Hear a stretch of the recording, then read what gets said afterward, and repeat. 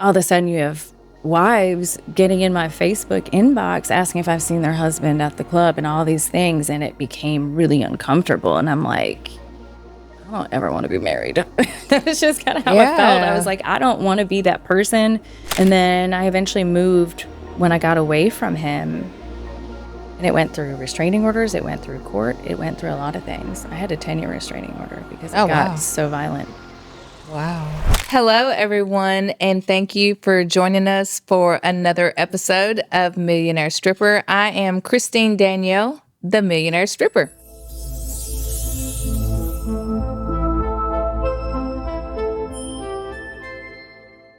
And today we have the beautiful Sarah with us. Thank you for joining us. Happy to be here. Wonderful. So, this is kind of funny because once we started rolling out the Millionaire Stripper type ads and, well, not ads, actually reels and stuff, Sarah messaged me and asked me if I knew if I might want some girls for interviews. And I found out that Sarah used to be a dancer because I have known her for, what? At least 10 years. Yeah, about 10 years. And I didn't know that about her. And she did not know that about me either. So I used to have a med spa and Sarah would come help me every now and then. And she's also worked at one of our companies that we have as well. And I don't know how many conversations we've had. And this never came up. Yeah. So we're going to get to know each other a little bit better today. Should have known that's how we I know. We should have known that's why we got along so well. So I always start out with asking people, what was it that you wanted to be when you were a little girl? I wanted to be a singer. I wanted to be a musician of some sort. I was always into music. Yeah? So what did you do right after high school? I actually went to college, and then I decided I wanted to do hair because I was working in a hair salon throughout high school. And then I came to Atlanta and was meeting all these people who were like, got really plugged into the music industry, and someone convinced me to drop out of college, which was by far the stupidest decision I've made to date. Oh, don't be so hard on yourself. And then I just kind of went in with that, and life rolled on from there. So how did you get into dancing? So I had a friend who I met when I was working at the hair salon in the mall, and someone else at the hair salon introduced me to this girl, and we became fast friends, and she was a dancer. And she kind of kept some of her life private. Mm-hmm. Because I don't know what the thought process was of not wanting the competition of me in the same club or what it was. But she would come home with just stacks of money. And I was like, that's pretty appealing.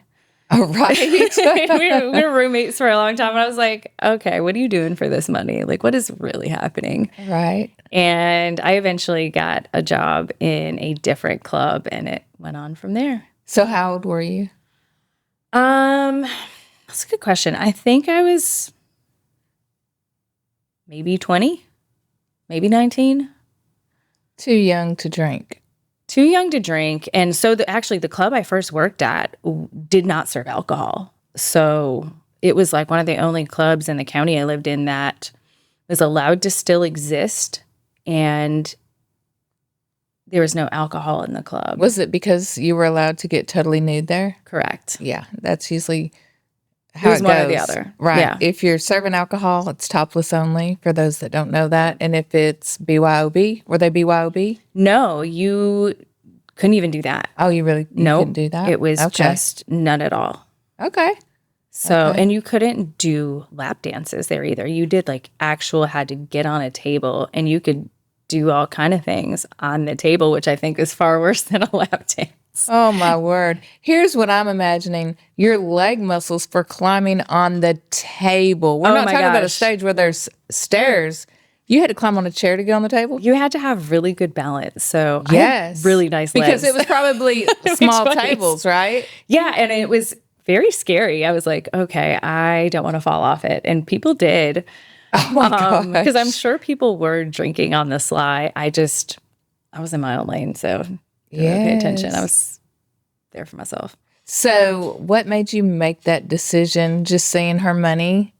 It was really appealing. And I was like, okay, what am I going to do with my life? And she was getting new cars, buying fancy things, taking trips, doing all kind of things. And it was very appealing to say, hey, I can make this money. I had no plan for what I was doing with my money at that age, Right. but she made it look very enticing to want to see what that would have been like. So let me ask you this. Do you know how long she had been doing it at that point?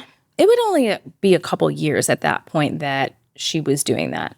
So did she tell you any of the downsides of it? I don't think she saw downsides of it. Not at that point? I don't think she still does. Oh, she's still dancing? No, but she still lives that lifestyle of going out with customers and people paying her bills. So this is still something she's carried into much later in her life. So it's just a mentality that she's okay with living, and that's fine. Right. But yeah, she made it look really appealing. Right. So what did you think the first time you walked in? And did you walk in the first time by yourself, or did someone go No, with you? I went completely alone, and she was kind of reluctant to help me. Of like, what do I need to buy? What do I need to wear? What do I do? I had no clue, like, what I was getting into. Right. But she did help me some. There really were no other tips outside of that. You just kind of had to learn on the fly. Yeah, yeah. So tell me what your first night felt like. You know what? I really don't remember. I'm sure I was terrified because I didn't know what I was doing. I was probably super awkward. So I picked the place that allowed me to get some training wheels, I guess, and it was fine. And I eventually outgrew it. I got more and more comfortable with doing it and coming home with like what to me was consistent money for the work I did. And then I moved on from that place, and it just became the lifestyle for almost a decade. So how long did it take before you seen the kind of money she was making, which would be big money to you? As soon as I moved from the non-alcohol place, Right. As soon as I left there, you were making some serious money. Yeah. So yeah. So what was your average? Your nightly It average? really depended, because I feel like the places I picked relied on conventions, so it was kind of peaks and valleys. But I mean, I remember sitting at a very, very prominent nightclub here in the Atlanta area where you wore black gowns and you got your hair done and you had a makeup artist. And it was, I want to say it was like the final four, and it was during the day shift, and we just sat there. We never even got up from our tables, and I made $5,000 in an afternoon. So what's the most amount of money you've ever made in a night? That $5,000. So that's the highest peak. What would you say your weekly average was throughout the time? Several thousand a week, but I only worked a few days a week because it was just very mentally taxing on me, where I had to take a day to recover between shifts. It was too much for me. So when you say mentally taxing, let's get into what do you mean by that? If you know me, I am me all the time. I don't really put on a different character per se. I am this way genuinely. And whether you like it or you don't, that's just how I was. And I found you had to sell everybody this fantasy, this dream that you wanted to date them and hang out with them. And most people wanted you to hang out with them outside of work, which became a whole nother job. And some of these people were just so scuzzy and awful that I just didn't want to be seen in public with these people. I didn't want to subject myself to conversations I really didn't want to have. Yeah. I met some great people along the line, there's people I'm still friends with to this day that I met in the nightclubs that were great people. But there's a lot of really shady people out there, and people that give off really bad energy and want you to do things that you don't want to do. And it was such a moral dilemma. Like, my spirit was so unsettled that I was never sleeping. I was never able to like feel settled with myself. No matter how much money I was making, there was not this sense of pride, which I think is why I just like never saved this money. Like, I felt like I had to get rid of it because it was so bad. Like, I never felt like God sustained me and all that money.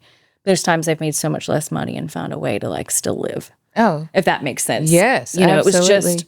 it just became really challenging. And I was someone who actually just remained not drinking during a lot of my years of being in the club until it became a problem where I would be passing out at work and needing rides home and don't remember how I got home. So it went from one extreme to the other.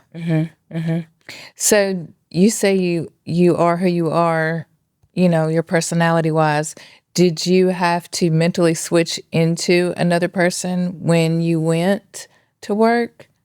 Did you have that? I don't know that I put on such a different personality, but I'd say who I was in my 20s is certainly not who I am now. I knew I was a very sought after person when I went to work. And I'm someone who people came to see with a lot of regular clients. And I think at that time, I just was a different person in general. I think that I knew that I was the star of the show at some of these places I worked at. How many different places did you work throughout the time? Did you travel into other states and stuff? I did. Periodically, we would travel to other states, like a group of us. So we would be in New York or Miami or these other places like that. But I actually did really, really well here and kept most of it here. But I worked at all the main places here in Atlanta. Some of them don't exist anymore, but I've never worked in Atlanta, and I'm gonna tell you why. You know how in all the clubs, everyone talks about other clubs, so you know where the money is. Yes. I've always heard Atlanta was the home of the $5 dance. And I said, I am not working for $5. I think so I never, ever worked in Atlanta. So what was your favorite place to work? You know, I liked them all for different reasons because when I moved on to clubs, I suppose I was in a different place mentally, that I was looking for a different atmosphere. I really loved working at the Cheetah because I felt like I didn't have to work as hard. There was a lot less dancing. It was a lot more conversationalist of finding those clients that wanted a different experience, as opposed to when I worked at, say, Oasis. It was a lot of dancing. And sometimes I wanted that because I didn't want to talk to you. I didn't want to do that. I just wanted to, I'd rather $10 dance it all night. See, like, I'm not in the mood to talk to people. Yourself to death. And it was, you know, and it was a lot. But Cheetah by far was the easiest because it was a very sway back and forth, and you were making all this money to be someone's therapist or whatever fantasy they were looking for. And it was usually a group of us. It was very rarely a one-on-one there. So did it make you look at men differently? Oh, absolutely. It's probably why I'm still single. How do you look at men? Tell me. Men, they'll pay for whatever experience they want. So if they have someone at home and you're not in the mood, they're going to find someone who is, and they don't care what it costs. And it doesn't always have to mean they don't care about their wife at home. It's just, I feel like how some of them are just programmed, and more of them than not. I had a lot of, when my daughter started elementary school, she announced to everybody where I worked. And all of a sudden you have wives getting in my Facebook inbox asking if I've seen their husband at the club and all these things. And it became really uncomfortable. And I'm like, I I don't ever want to be married. That's just kind of how I felt. I was like, I don't want to be that person. So many things are so uncomfortable about that and just how people are. And you just saw people, I'd really say I saw people in a more vulnerable state because they're doing things that are super taboo that they don't want anybody to know. Friends, family, anything like that. Yeah. And you got to see some really rawness of people. So you start reading people really well to go, I can read these vices out of people. You know what you're getting into when you start dating somebody and know what questions to ask because you start to read people really well. And I'm like, I'm good. Yes. So it's like, I don't really want to deal with anybody. Yeah. Do you find that job, this is something that I always talk about, because you did that job, you can see people for exactly who they are immediately. You just start seeing red flags everywhere because you had no choice but to read people around you. You had to, because you had to go, who am I willing to spend time on? Because you didn't want to sit down with some guy for 20 minutes knowing he wasn't about to spend any money. Exactly. You had to start learning personality types and characteristics and what was worth your time. Yeah, you have to spot who has the money. Somebody can have all the money in the world. If they're not willing to come off of it, right? It doesn't matter. You have to be able to read that. Yeah, there's so many things about people that you learn quickly. And it's funny that you say, I'm not going to sit here for 20 minutes. That's the thing. Yeah, you're like, people are like, 20 minutes, no big deal. No, you because you had fees you had to pay these clubs, and there's days you wouldn't make any money because it was a slow day. Yeah. Lots of people were there competing for whatever, and you didn't have time to waste. You had to know exactly where you were going to go focus your attention that day. Right. Yeah. These girls, that are online counting their money, showing all the money, glamorizing the life. When that is the money that you depend on to pay your bills and you're there several times a week, there are bad days. Are they showing those days? No, they're not. Are they showing the days where you owe the club money? Because that might just be a day when there's 50 girls and 20 guys came in that night. I mean, and there's not enough money to go around. That happens. That's the reality of it. And people don't see that part. You got girls wanting to go in the strip club, not realizing that's part of it as well. Not every day is going to be that way. I had a friend years ago that she used to say, the sun can't shine on the same dog's ass every day. She was a dancer. So, and she would talk about, on the days that she made money, that's what she would say to the other girls. You'll get your day. I mean, and some people had people who came and saw them every day and had these regulars. And I mean, there's a girl I was friends with. She actually left her baby daddy and she's married to one of her customers now, living a millionaire life. And it worked out for her. Is she happy? Is it genuine? I hope it is. I don't know. I've lost touch with her, but it does happen. Some people do cultivate these really profound relationships with some of their regulars who are there because, again, people are coming for such vulnerability oftentimes. Do you think that girls do that? Do you think that they are dreaming of the man that's going to come in and rescue them? I think some do, for sure. I think it's happens more times than not.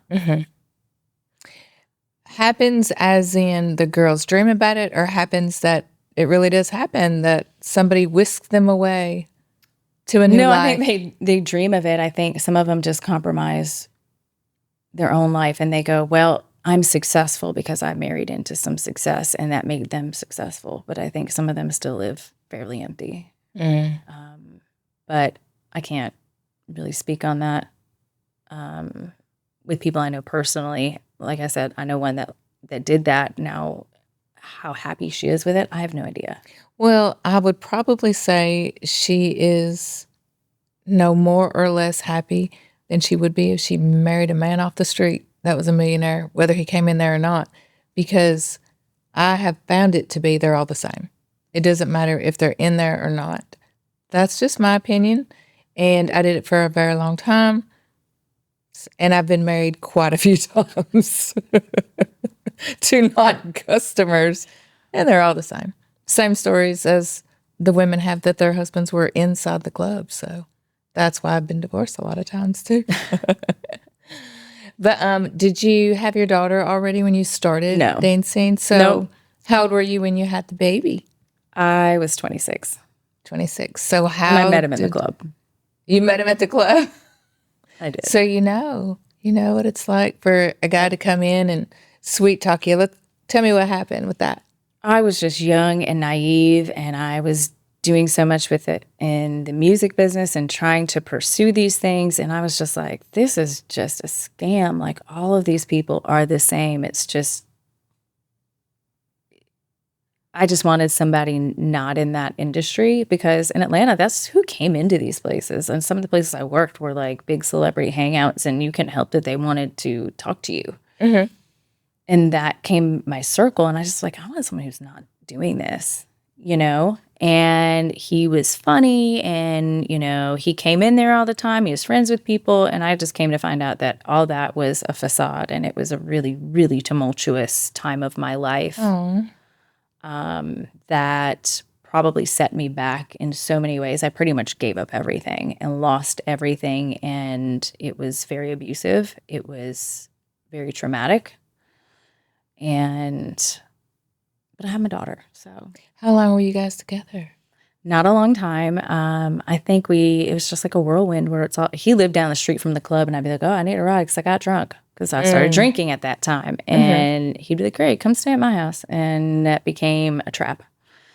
So it went on maybe 6 months, but it was so violent during that time. But when I moved in, he became a monster. It was bad.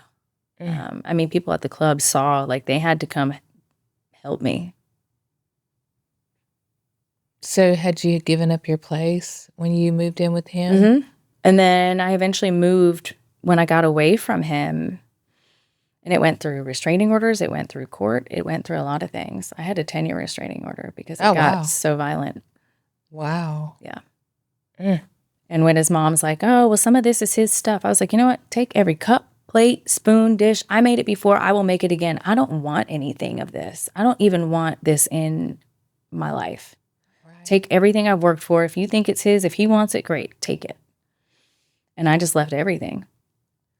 So that was it. I went and got a car that was way more than I could afford, but it was all like, I was like, that car was my life. Right. With the 10-year restraining order, was he ever allowed to see the baby? Nope, and he didn't want to.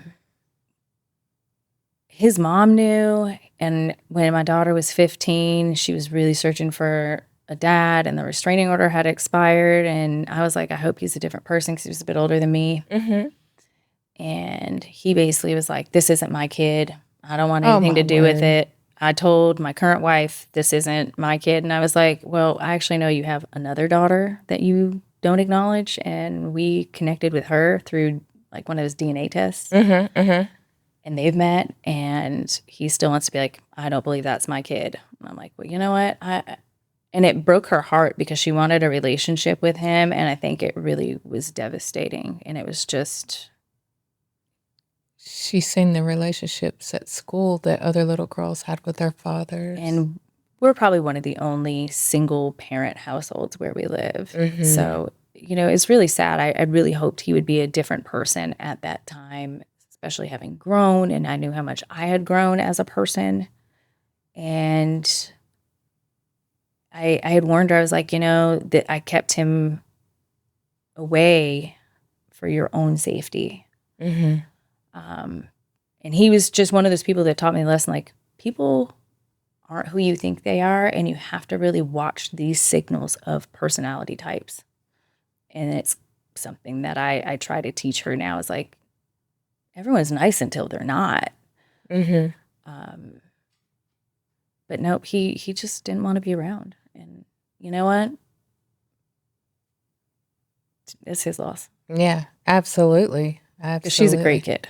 She is an absolutely great kid. Well, you should be proud. You did that all on your own. I did have some help from family along the way, but I mean, by and large, it's just been she and I. Some of my family actually wrote us off. They wrote us out of their will. They didn't want anything to do with it. So, her graduation, she has no one sending her anything saying, hey, great job, because none of his family, a lot of my family didn't really, want to cultivate any relationship with her. So she has no cousins, no nothing. It's really just her, and my brother has no kids. So it's been kind of sad that she sees all these people have all of these things. And I was like, look, we have overcome every odd. Like, you're not supposed to be here where you are. You're not supposed to be a Division I athlete. You're not supposed to have graduated with honors. You have done everything that people didn't think we could accomplish. So. Exactly. And look where she's going. You want to tell everyone where she is? Because I know you're a proud mama. No, I'll keep that part private. But well, I'm what really she's proud of her. doing, though. She's going to play lacrosse and study biology up in New York. I love it. I love it. Yeah. Yes. Good job, Mama. So let's go back to the club. After you had her, how long did it take before you went back? Oh, well, I went back in 6 weeks. I actually danced until I was 6 months pregnant. Oh, you did? I did. I've seen a lot of girls do that because, they'll be small. I was small. I wore like a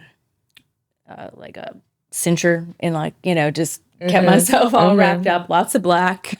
Right. And people really wouldn't notice until it's like one day it was like, oh, it's time to go now. Like, because I just was all belly. And after I worked like a little job for maybe 4 or 5 months. And I had to go back because I was like, I need more money. Like, I have to pay for daycare. I have so many things I have to take care of. And this little $7.50 an hour is not it. Like, I was never paying anything on time.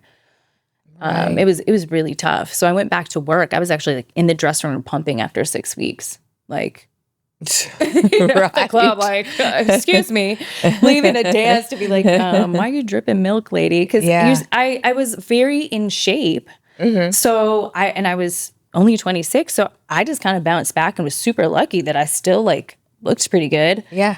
So still kept going. You had that addiction to that money. You had to get back to it. It was just like, what am I going to do? It was just something I knew I could walk in and leave with money that day. Where another job, I had to wait for a paycheck. I had to go through training. And it's like, I need money yesterday. Yeah. Yeah. So let's talk about this breast milk. Because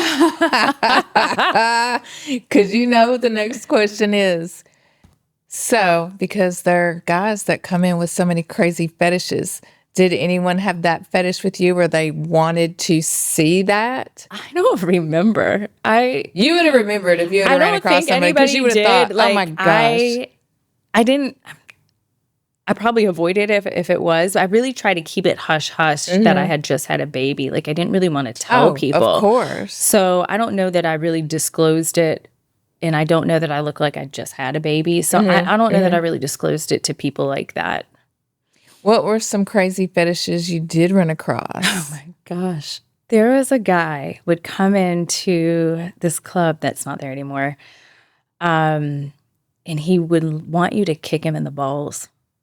Oh my God. He would be like, want you to dig your heels in and just like brutalize him. It was crazy. And I remember doing it, trying to keep a straight face. And I was like, are you serious? Like, I don't think I'm the girl for this. Like, I mean, why? Was he crying? No, he just like loved it. And I was like, oh my God. And he'd always want to request me. And I'd be like, please let someone else I know work today who is like totally into this. Like, there's some girls, like lesbian girls who are like, absolutely, I'd love to kick a guy in the nuts. What guy is this?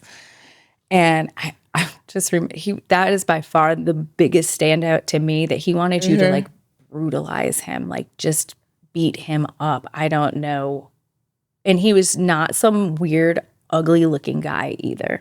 Well, generally, what I've seen is it's some man, when he was a boy, that his mother beat him like that. That's all, as I've gotten older and stepped out of that industry, like I said, I'm pretty introspective on my own life and processing what that life did to me and how I process relationships and how I like overanalyze people.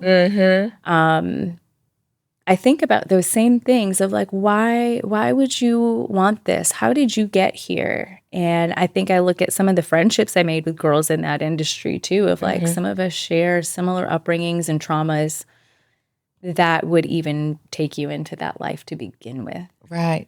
What did that look like for you, your childhood? My childhood was very unstable.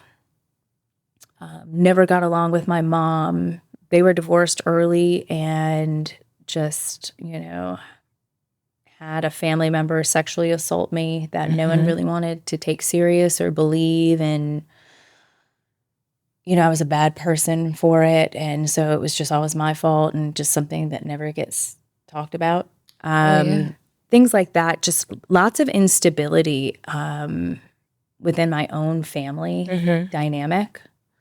So I was always searching for my own way to make my own life because my life was never going to be point A to point B. I get it. Absolutely. And that attention that you received, that felt great in the beginning, and it was like didn't it? trying to find your peer group because I grew up around people who had very stable lives, mom and dad, 6-figure incomes, all the things. And meanwhile, on the side of my own four walls did not look that way. It might from the outside have been like, wow, it's a really nice house, but inside was not that way. It was very chaotic and very demeaning and depleting for me that I never wanted to be there. And there were times that I didn't live there. So just lots of instability in my own home. So I think that I found people that shared some of those life experiences, which, I kind of found my friendship circle in these groups of people who had those similar type of experiences growing up. And that's probably why we clicked. I bet we just immediately felt each other, the honesty, because once you do that job and you go through life, I mean, you're just a straight up person, And you become numb to certain things. Yes. And you're, I don't want to say I'm not an empathetic person. I think I am, but I think it hardens you as a person. And in your life that you came from already did that to you. Right. So, your ability to gain those real relationships and that level of trust with people is really, really different than probably the average person. Yeah. Something I've noticed about us too, I don't know if you've noticed this, we don't have to cater to each other. It's just like when you enter, it's like you can do your thing, I can do mine, and we're just happy with that. Have you noticed that? And you and like, I don't have to, we won't you just talk do your own thing, and I do my own thing. And Have you like we noticed won't that? talk all the time, but like we'll just pick up a conversation like, I just saw you. Exactly. And that's what real friends are, truly. I mean, someone that you haven't talked to in forever, and then you just pick it up. Like you haven't missed a beat. Absolutely. So I want to go back to what you said about the four walls and the differences in the households. I want to point out something. Everybody's four walls are chaotic on the inside. Nobody sees it. But that's the thing. We're all protecting that house so nobody can see the trauma that's going on behind that door, because it's embarrassing, because everyone wants their home life, their family to look perfect. And we know better. Nobody's life is perfect. No one's. I don't care how big their bank account is or how small their bank account is. Nobody's life is perfect. And life is hard for everyone. No doubt. Mm-hmm. I'm like, my daughter will say, all these people have all these things. And I was like, you know what? Some people maybe just did really well with their money. Some people live in a lot of debt. You don't know what they have going on to live their day-to-day. During COVID was like a huge thing with seeing how people are. It's like you had people who were coming to the school because, kids were going online and they didn't have a laptop, but you're pulling up in a Mercedes. I'm like, are you scamming the system, or are you just like, how do you have it? I don't understand how you're doing this. I'm a single mom and I'm over here with like my 10-year-old car and I'm giving you a laptop that I can afford to give away. what is happening? I don't know. And maybe some people are just big scammers. I don't know. That's between them and God. Right. Yeah, but I know exactly what you're saying. And then there are these people that have all this money and they look like they don't have a dime because they don't spend it on frivolous things. Yeah. But I bet you know that person when you see them. Oh, 100%. Yeah. I mean, You could be wearing overalls and I know how much you got in your well, bank account. funny you say that because one of the biggest conventions that would come when I was dancing we called it everyone industry wide would call it the chicken pluckers convention. So it was like all these chicken farmers and they would not come in with their Rolexes and looking fancy. Mm-hmm. They didn't look like you had money or they had money. And you would seek these people out and you wanted to work that convention week because you knew they had money. Yes. But they certainly did not look it. If you would have seen their farm, I'll tell you where their money went. Their Rolex is their tractor. Oh, because someone who works in the farm industry, absolutely. That's a big deal. I just got, whatever it is, they'll be bragging to each other about their tractors and stuff, or their truck. They love their trucks the too. Trucks, but for sure. Tractors are a big thing. So it's funny that I know both sides of the fence. Remember, you're like, we have a tractor out back at our house. And I was like, who's riding that, Christy? You thought I was, didn't you? I knew you definitely were not. You're like, It was John tearing up the thing every single time he got on it because it was running over tree stumps and stuff. Thank God that we do not have that house anymore. We did not like living there anyway. We live in a good spot now. But, you were always doing tons of different projects. And I was like, this isn't the house for you. You're like, we'll get some horses. And I was like, no. I do love them so much. And I love that about you because you are so knowledgeable about horses. Love the horses. So that's your thing. Tell us about that. I've been riding horses since I was a kid. Mm-hmm. That was my whole life.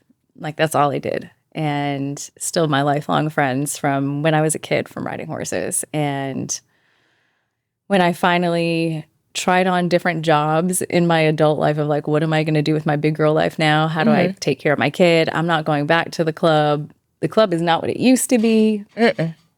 Any of those things, because that industry has changed so much. I went and got back into horses. Mm-hmm. So, training and had my own horses for a while and then just doing like farm management type of things and just finding my why in things that I truly find that bring me joy. That's what I was going to ask you. What do you dream about doing? Ideally, if I had the means, I would love to have property with horses. I do want to do more with like thoroughbred rescue and, finding either thoroughbred retirement or the retraining, rehoming, things like that to, find these horses new careers after they're done racing. Because some people drop them off into the slaughter pipeline, which just breaks my heart. I mean, it's pretty common. Oh, wow. So that's something that I would like to be able to do, but horses are That's very your passion. expensive. Oh, yeah. And it's just, it fills my cup every day, even if it's raining, it's a holiday, it's cold, it's whatever. I mean, it's what's getting me up out of bed every day. Yeah. It's just, and I love to ride. I don't want to do it competitively anymore. That's just kind of not where I'm at.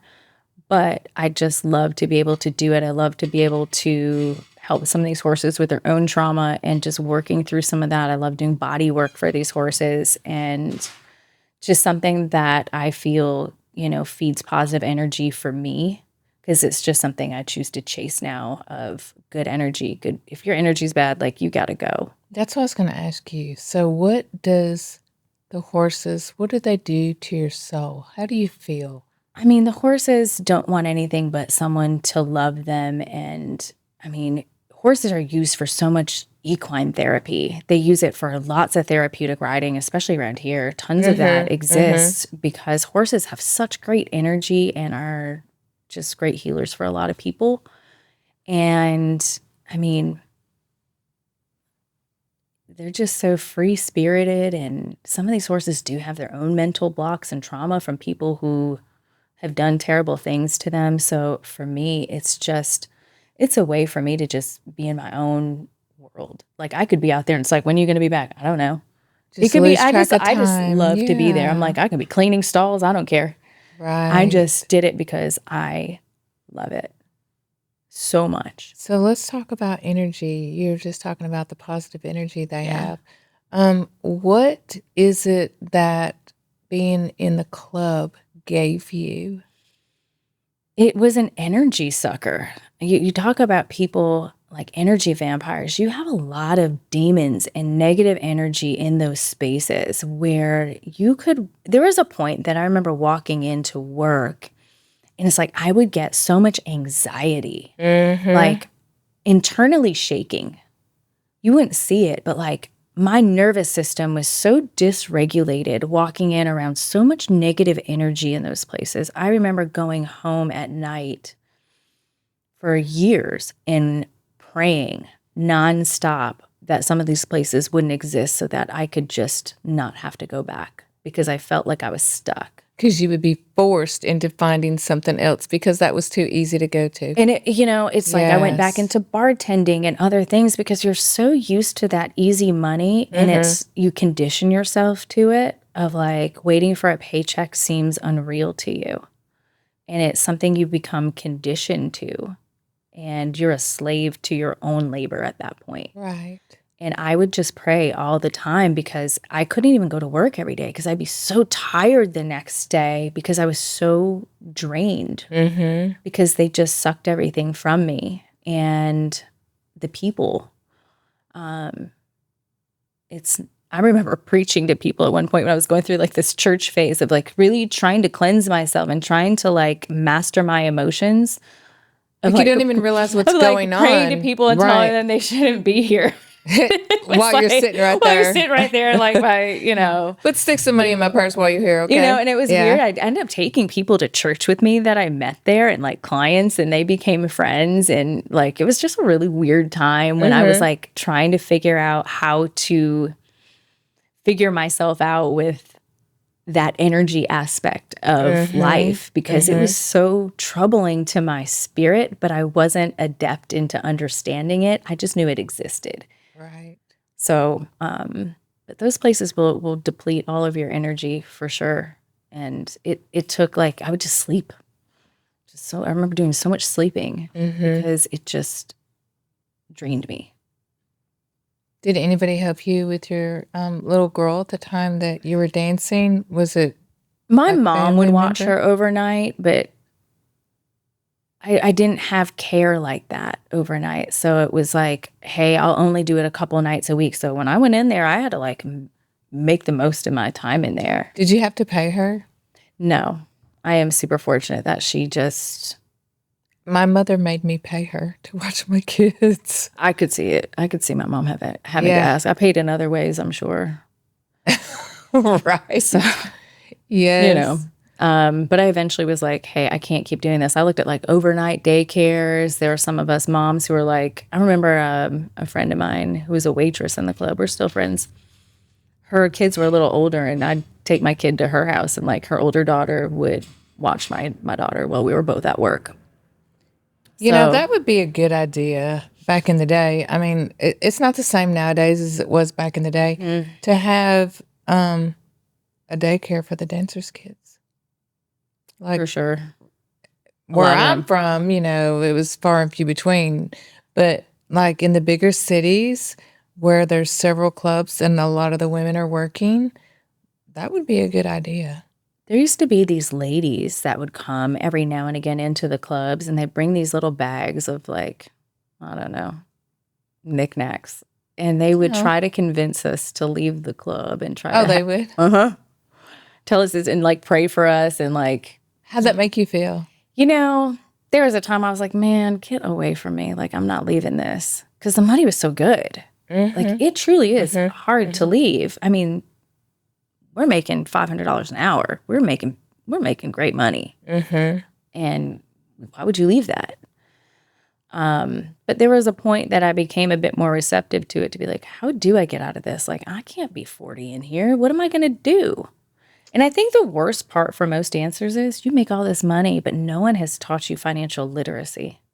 Exactly. So you are out here not knowing what to do with all of this money that you made. So what did you do? What was your first step to leave the club? What did you do? I don't even know. I think I just decided, so I stopped dancing. I had gained a lot of weight once I stopped dancing. And I think my last night of dancing, I had to be carried out of the club because I had passed out. From drinking? Uh-huh. Okay. And I decided I was going to get in shape and get my life together. And I lost 30 pounds and got myself super fit. And I went back and did what they called T-Bucks at this club. And so I sat in an office. I wasn't allowed to drink. I did all the accounting. So I would be counting $20,000 to $30,000 in cash for the club that we were dispersing in a night and taking on all of the credit cards and having to account for every dollar in that establishment that came through. And I'd gotten a fight with the manager because he was taking 10% of my money, but I had to declare it as on my taxes. Oh. And I had to, I was giving him 10% of everything I made at night, but I was having to pay the taxes on it. I was like, yo, we're not doing this. Why would I declare all this money and I don't even make it? Right. And it became a whole to-do. And then I just left. And I just was like, you know what? I'm going to do something else. And I went to bartending. And I was just like, my time is done. I'm not dancing anymore anyway. I wasn't drinking anymore. Still sober, by the way. Still don't drink. Praise the Lord. And just kind of switched gears and just never went back. So you talk about you and some of the girls are still friends. I have several friends as well in the business. What about anyone who did you wrong that were in the business? Did you ever run into that? A girl that did anything to you? Oh my God, these girls threw me a baby shower. And they threw it on a day that another person was also having, like, family members, like family friends were having a baby shower. And I was like, I just want you to know, like, it has to be a different day because this lady's like 70 years old throwing me a baby shower. I can't tell her no. Like, she doesn't get that. So I was like, hey, plus it was like 5 hours long that we're at this person's house. And I said, well, I have to go. Like, I told you that I had to go. And they took all their gifts back. What? Oh my gosh. And people were just mad about it. I have no idea about that whole situation, but I don't really run into any of those people. I have no idea what their lives have become. I just didn't keep in touch with people who were in that circle. Right. And I don't run into them. So don't really know. Right. So you talk about the one man that had the fetish. What's the craziest thing you've ever seen? Was that it? Everything's crazy, isn't it? I mean, I think it's hard for me to compartmentalize that because everything was so normal to me at that time. So I guess I never looked at it that it was crazy. That was just part of what our job was. I didn't look at it like, why are we doing this? That was just what we did. So I guess I just didn't look at it like it was crazy. I think one of the craziest things that stands out to me is going into a VIP room at the time, she had a phone and a pager. She worked at the hospital. She was an ER doctor and she wanted to do drugs. And she was doing drugs while she's on call. And I remember it so vividly because it was a woman. And I'm in this VIP room with her, and there's other people in there, and she's just like, yeah, I can only just do a little bit of drugs, but I came in here because I really want to do some drugs. And I'm thinking to myself, and you're on call, and you're the person that somebody is relying on for life-saving measures, and you're now on drugs. And it's something that has sat with me ever since, to think that is terrifying. When you realize that doctors and nurses and preachers are people and they have the same exact problems that everyone else does, you look at them differently. But it was something of like all of my experiences, I remember it so vividly about the whole experience going, that's terrifying Yeah. to me. And I'm like, I don't know if I want to be responsible for this. Exactly. See, that's the thing is you never know when you realize that about people. I mean, because we just go in there open with physicians thinking they know everything, they know the answers, they're going to heal us. We They've don't. got their own vices. Exactly. And that's why having that medical education on your own is very For sure. important. You can't just rely on one person to save your life. It's really the truth. So, what was the best night was a $5,000 night. Did you ever get to save any money? Oh, yeah. I saved tons of money because I never put it in the bank. Like, I was someone who, if it was in the bank, I was going to spend it. But if I, like, at the time, I would still, like, write checks because, like, that's where That was where, the like, thing life back in was. the day. That's how it Yes. was. And I would keep it because if I didn't have access to it at that moment, like, I had to physically go get it. So I couldn't frivolously spend it. And that was better for me at that time. But I saved plenty of money, which is why I was able to take, big gobs of time off because I needed that mental reset where I would be off for like a month because I just mentally couldn't handle it. And they'd be like, oh, well, I need more money and have to go refuel and go back in. And I would work. And, it was just kind of a cycle. So it wasn't that you were saving for something and you set it aside. You saved money. You would take off work for a while. Then when And the then I had money to go ran back. out, then you would go back and the cycle continued. Yep. Yeah. Like I made enough that I could pay my bills, I could live, I could do things. But I didn't know what to do with that money. Like I look and go, God, what I would have done different. I would have bought land. I would have invested in this. But I had no financial literacy. I had none. I had no idea what a good day and how much money I should be. I had no clue. How'd you feel about yourself when you were dancing? I think there was a time that I was really content with it because I felt really successful and stable because it was probably the most financially stable and I had my own place and I was able to do what I wanted. Like I felt accomplished during a portion of that because I was Yes. able to do these things. Was I like living lavishly? No, but I was able to do it on my own terms, which was something that was very liberating for me coming from where I was with everybody controlling everything. But there became a point after I had my daughter and the judgment of parents who knew what I did for a living and the ridicule that I got and how it affected my daughter and her ability to have play dates and things like that, where I started having some super low self-esteem because now I was experiencing judgment I had never experienced before. Now I'm getting all these people judging me and hating me and making me feel less than. And now I'm like, oh, well, my life is really not that great. And it really did a number on my mental well-being. And so it was another catalyst into me having to change occupations because I saw how it affected my daughter's ability to have friends because no one wanted, where I live, there's ironically a lot of stay-at-home husbands. And boy, you think the parents wanted the girl who stays home during the day to go hang out with their husband and have a play date? They did not because I worked at night. And it was really, really challenging in terms of that social aspect and being able to like make mom friends and being that I was not accepted there. Even until she graduated. We were just not accepted in that group. So it was definitely a challenge for her to understand what good female relationships and friendships look like because we couldn't cultivate them where I lived because they all knew this of me. And I don't know if they thought that's still what I did. I have no idea. We never got to have that conversation for them to know that about me. So that was another catalyst into me needing to segue out of that life and attempt to create something different because it affected that. Did she ever express anything to you about how it was affecting her?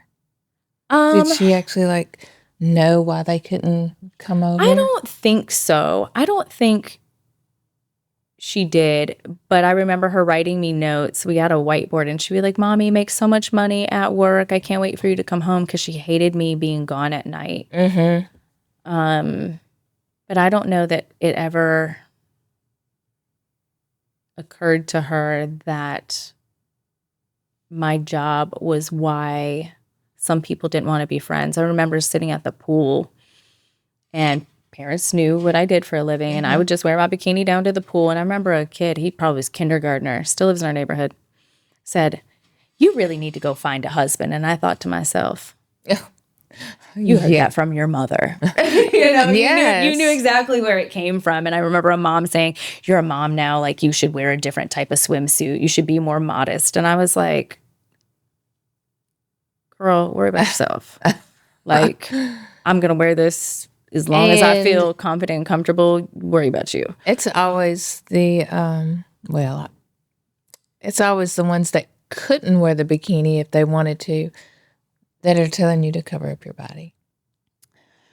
So I think a lot of it had to do with that. Yeah. Yeah, it's hard on the kids. Yep, dad's wanting to hang out and proposition you to hang out, and they're your kids' friends, and you're like wanting to do drugs. And like, my wife doesn't know. And I'm like, she probably does. She just doesn't care. Or maybe she is stupid. I don't know. And it's like, they would offer to pay you just like you were in the club. Oh, yeah. And it was like such a moral dilemma, because I'm like, $800 to go hang out? Okay, I need this money. Yeah. Because I'm struggling now that I'm not making this money anymore. And you're still getting, propositioned as if you're like this. And it was really unsettling. Stuff that sits with me a lot now. So have you ever experienced people like doing work for you? I don't know. I've experienced this. So I was wondering if other people experience this. I would have like contractors come to my house. And because I was from a small town, everyone knew. People, like these guys, would make passes at me. And I mean, like this one guy was married and he tried to kiss me. Oh. Have you ever experienced anything like that? I mean, like they think you want them. People just hit on you, and it's like, is this how I dress? Is it how I carry myself? I mean, it was to a point that I just kind of like felt always objectified. And I was just at a point in my life that I didn't want that. And it was like, I'm trying to teach my daughter, I was like, you need to have boundaries. Like, you need to tell these people no, like it's not an appropriate time for that. It was different when you're in the club because you expect it. But when you're like in your own home, it feels different. It feels invasive. Yes, absolutely. That's the alter ego thing that I talk about. Danielle expected it. Christine is not that person. I still have people. It's shocking when I'm Christine, but when I was Danielle, it's like, Well, there's guys that I still talk to who like find me on Facebook and things like that, and they'll still call me China. And I'm like, that is not my name. Girl, when I was nursing, and I'm like, I got to tell you this, when I was nursing, one of my patients was a regular in the club, and he kept calling me Danielle. And I was like, my name is Christine. Well, at least Danielle is a real name. China was a stage name. So I was like, why are they calling you that? I was like, I don't know. All the other nurses was like, why does he keep calling you that? He has Alzheimer's. Something's wrong. Yeah. But I'm like, China definitely is like, when you're out and they're like, why are they calling you that? Yeah. I actually know someone that her real name is China. It's a cool name. It's a cool name. So tell me, do you wish you would not have done it? Or are you glad you did it? That is a real double-edged sword for me. Yes. I wish that I would have just followed through with finishing college and pursuing cosmetology and doing those things. If I could go back, that's what I would have done, something completely out of doing it. I don't want to say that I have regrets about the job itself because it taught me not to be so naive. So I can't take back that experience that it taught me. I just wish I did different things with that money. But I think I should have got out sooner. I should have made better choices when I did it. But I don't regret the knowledge that I gained from doing it, because I don't think I would have gotten it otherwise. Right. Right. Why don't you go back to cosmetology now? I've toyed with it, but You should. I just don't know that I'd rather be the one being pampered and having things done to me than doing it to someone else. I just really want to get back into the project management side of things and, working with clients and, potentially doing more things with the horses. It's just kind of where my heart is. Right. And Right. it's where my passions are. And it's what I feel like fulfills me at this time of my life, that I don't know that hustle of developing a clientele is kind of where I want to be. Yeah, true. Well, I wish you all the luck in the world, and thank you so much for joining me today and Thanks so much sharing for your having me. story. This is so fun. It is fun, isn't it? I love it. So until we talk again, I want to thank everyone for joining us and watching and listening to another episode of Millionaire Stripper. Until next time.